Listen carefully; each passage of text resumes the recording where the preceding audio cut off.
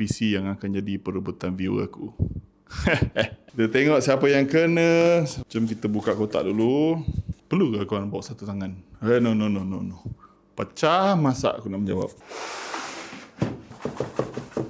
Macam tak nak bagi korang, macam nak bagi aku je ni. Bagi aku je lah PC ni.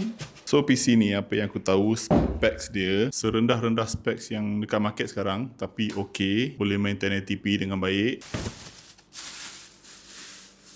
So inilah PC yang aku nak bagi. Basic je spek dia, tapi harga boleh tahan juga 3,000 lebih. Sekarang kan barang tengah mahal kan. Lagipun siapa nak bagi kan PC free. Okay, aku nak test on dulu, tengok kondisi dia okey ke tak.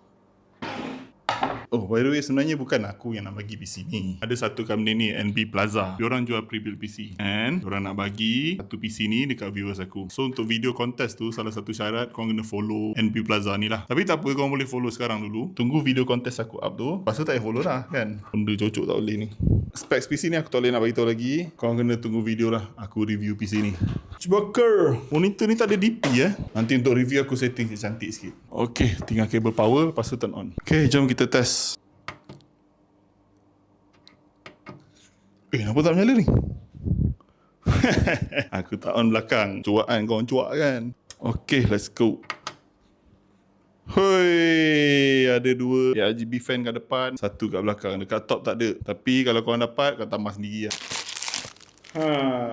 Standard lah, kau tengok CPU cooler dia stock. Tapi tak apa, benda tu semua boleh tambah. Walaupun PC ni basic, tapi senang nak custom PC macam ni. Siapa nak bagi tu PC 3,000? Apa-apa kau tunggulah video aku. Aku nak full review PC yang aku nak bagi tu. Bukan aku nak bagi, yang NB Plaza nak bagi tu. And lepas tu baru video giveaway. Apa-apa stay tune, okay? Ciao.